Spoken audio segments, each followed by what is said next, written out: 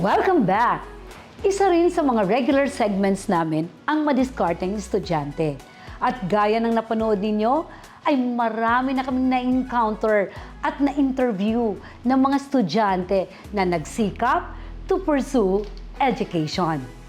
And today, kasama ko naman si Teacher Elaine Lea Poraganan, Discipline and Compliance Executive. Welcome to Filipino at Heart, Teacher Elaine. Thank you for having me, Teacher Jean. Oh, ako naman ang magtatanong sa'yo, teacher, ha? Ready ka na ba? Yes. Who are the people who helped you become successful? Ako, Teacher Elaine, yan ang pinaka-importante sa akin kasi nandito talaga sa akin yung the attitude of gratitude na hanggang ngayon, nandun talaga sila sa puso ko at nandyan pa rin sila, nakakonect pa rin ako sa kanila. Ang pinakauna talaga ay yung Uncle Vic ko na, of course, nasa heaven na, at saka si Auntie Lita na nandyan pa rin, na talagang working student nila ako nung nag-aral ako sa Davao. Kaya sobrang thankful ako sa kanilang dalawa, no, Auntie Lita Gangka. Kasi kung wala sila, hindi ako makapagtapos.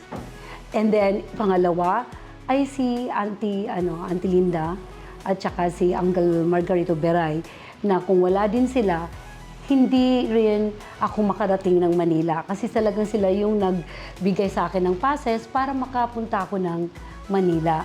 Kaya sobrang thankful ako kasi nag-venture ako sa Manila. Kasi yung paniniwala ko dati, Teacher Elaine, pag nasa Manila ako, maging successful ako. And of course, pagdating ko dito, wala akong matiran. Kaya sobrang thankful ako sa couple din na si Auntie Vicky Sabit at saka si Uncle July. Kasi dahil sa kanila, nakatira ako dito, nag-masters ako sa Philippine Normal University at sila din yung nag-help para makapag-work ako. Ang first job ko sa Holy Angels Montessori School na talaga namang tinulungan din ako at natanggap ako. Kaya sobrang thankful din talaga ako din kay Mrs. Raro. Kasi si Mrs. Raro, siya talaga ang nagbigay sa akin ng opportunity na makaturo ako sa Manila. Kaya sobrang thankful ako talaga sa kanila, Teacher Elaine. Magandang value naman talaga yan, Teacher Jean, na mapasalamatan natin yung mga taong tumulong talaga sa atin. Kung nasaan ka man ngayon or nasaan man tayo ngayon, sila yung mga reasons, di ba? Kung bakit tayo naging successful at kung nasaan tayo ngayon. Now, this is my next question. Ready ka na ba, Teacher Jean? Yes. Okay. Gaya ng mga na-interview ninyo na madiskarteng estudyante, what struggles did you overcome that helped you become who you are today? Ako, tama yan, Teacher Elaine. Kasi one of the struggles I overcame was poverty. Alam mo naman ninyo yan kung saan ako nanggaling. Like one day, one eat. Yung experience namin nung nasa college pa ako talaga na kailangan ko i-balance yung studying ko, working student pa ako, and being a scholar in dancing at the University of Mindanao, Davao City. So ang hirap-hirap talaga i-balance yun. Grabing struggles yun, di ba? Kaya nakaka-relate ako sa mga na-interview ko I think we are all witnesses to this dancing prowess of Teacher Jean. Very evident yan sa mga TikTok dance moves niya. Grabe, no? Kasi, alam mo, pampag-good vibes ko kasi yung dancing. At saka, kahit 15 seconds lang yan sa TikTok, alam mo, nakakawala na talaga siya ng stress. At saka, parati ko talagang, kumbaga, ini-execute pa rin yun sa dancing, kahit ano yung trends, kahit matanda na ako, kasi magsi-60 na ako. Pero, ang saya na at least hanggang ngayon, sumasayaw pa rin ako. Kasi yan talaga yung talent ko. Siguro, pwede ko rin itry yan, Teacher Jean. Yes, exercise at the same time. At saka 'di ba, parati kang trending or trendy, I mean, kasi parating nandiyan ka. 'Di ba? Kaya ang TikTok okay naman siya basta sasayaw-sayaw ka, as in pang good vibes. At nakangiti din, ang dami kong friends na nagsabi na, naku, pag na-stress kami, tumitingin kami sa TikTok mo, Teacher Jean. Kasi parang nawawala din yung stress namin. Nakangiti daw kami. Di ba? Free naman yung smile So, yung pag-smile lang nila, malaking bagay na yun sa araw-araw. Diba? Na binigay mong gift sa lahat ng tao. Magti-TikTok dance na rin ako, Yes. Teacher Jean. Yes. By the way pala, Teacher Elaine, so going back, I never gave up talaga because I believe that to fight poverty, I needed education. Yun naman talagang pinakamahalaga, di ba?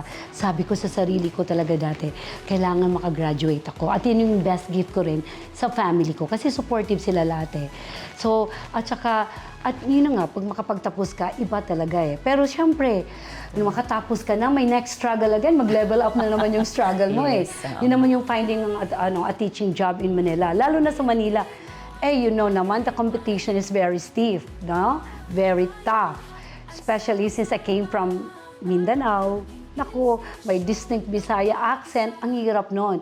But I'm forever grateful sa Holy Angels Montessori School kasi who believed in me and motivated me to dream to have a school someday. Yan si Mrs. Raro na sinasabi ko. Talagang sabi niya na-inspire din ako sa kanya dahil galing daw sila sa garahe lang naman din sila. At siya yung nagturo sa akin. At talagang nagsabi na meron akong kakayanan ng magturo at magkaroon ng sariling school.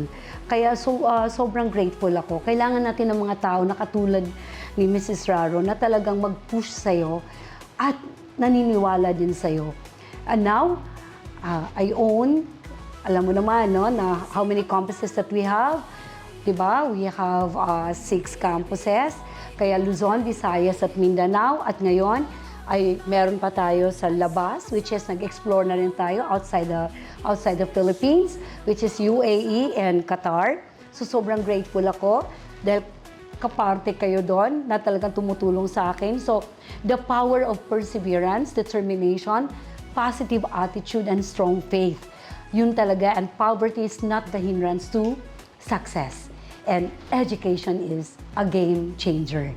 Like my own story, my personal experience, education indeed is really a powerful tool para maging successful ka sa buhay. Wow, that is truly inspiring, Teacher Jean. Thank you for sharing your life story. To our viewers, marami pa kaming itatanong kay Teacher Jean. Abangan nyo yan.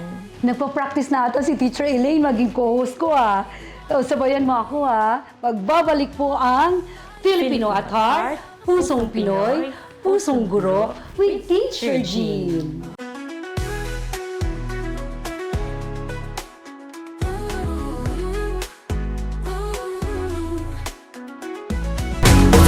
Love Filipino at heart. Tayong lahat ay sama-sama, maging inspirasyon ng bawat isa.